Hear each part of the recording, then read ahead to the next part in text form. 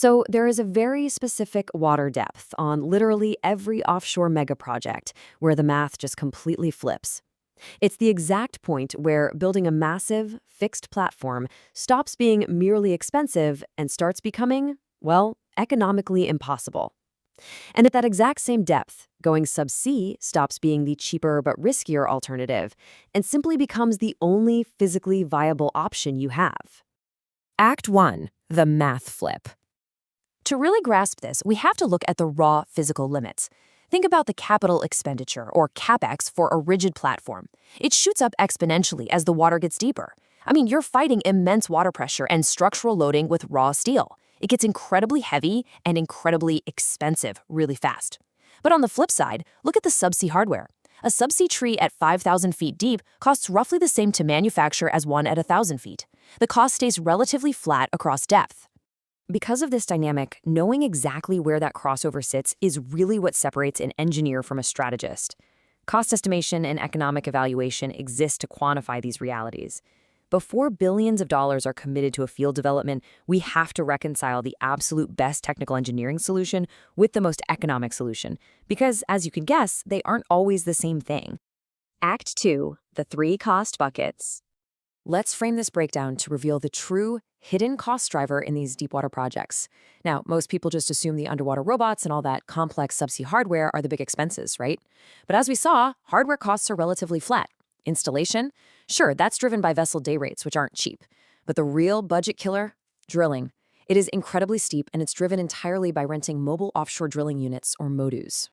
When you actually stack these up side by side, this subsea hardware is comparatively low and flat. The rigid platform obviously towers high with depth, but look at that subsea drilling cost. It grows disproportionately taller than the hardware itself.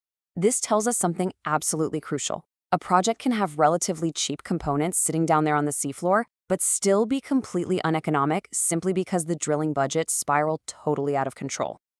Act 3. The house versus the hotel. I love this analogy because it makes total sense of the economics. Building a fixed platform is basically like owning a house. It's a huge upfront sunk cost, absolutely. But once it's built, you own it, and the rig is already part of that initial cost. Subsea drilling using a MODU, on the other hand, is like renting a bunch of luxury hotel rooms. You completely avoid that massive upfront mortgage, but you are paying an astronomical daily rate for the duration of every single well you drill. And what is that daily rate? Try $500,000. Yeah, depending on the market cycle and the rig class, renting a mobile offshore drilling unit can easily hit $500,000 for a single day. Just let that magnitude sink in for a second. Now, multiply that daily rate by the reality of the timeline. A single deepwater well takes anywhere from 60 to over 100 days to drill and complete. Do the math on that.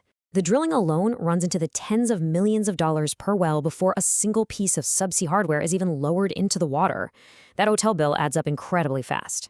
Act 4. Market volatility and risk. Okay, I want you to put on your project economist hats for a quick second here.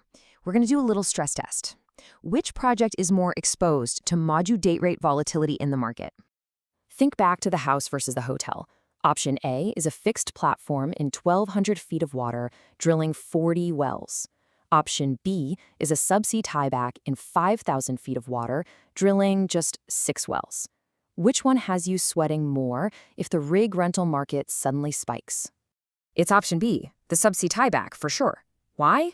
Well, even though there are far fewer wells, every single one of those subsea wells depends on a rented MODU at current market rates.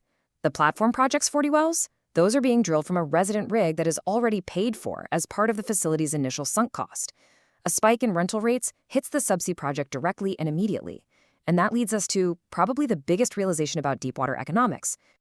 Act 5. True life cycle economics. Because upfront capital is really only part of the story. When you are dealing with remote, completely inaccessible engineering miles underwater, you aren't just calculating the cost to build it, the CapEx. You have to calculate the cost to operate and survive over the entire life cycle. We're talking the OpEx and the inherent, massive financial risks of downtime. Once the drilling is finally done and your initial capital expenditures are spent, the ongoing operational survival of your project relies entirely on not having things break deep underwater. If a component fails, the consequences aren't just a simple repair bill. Your true lifecycle cost includes standard operations, planned interventions, the risk of blowouts, and the reliability and repair costs associated with unexpected component breakdowns. And when something goes wrong down there, you face a brutal double whammy. First, you have the repair itself. Mobilizing a deep-water vessel spread and buying new components bleeds millions in day rates. Second, and often way worse, is lost production. An unplanned well shutdown means a massive daily revenue loss. You aren't just paying an absolute premium to fix the equipment, you are actively hemorrhaging the money you were supposed to be making. So designing for zero failure is absolutely required, because once you are past diver depth, a simple service call at 5,000 feet to just turn a wrench completely destroys the economic baseline of the entire project. Reliability isn't just an engineering preference here, it is a strict economic imperative. And now that we understand what drives the dollars, the next logical question is how the field actually gets its orders, which brings us to the control system. That is where reliability engineering really lives. So I'll leave you with this to think about. If a spike in rig rental rates makes a future repair totally impossible to afford, how do you ensure the field even survives? You have to engineer a flawless control system from day one.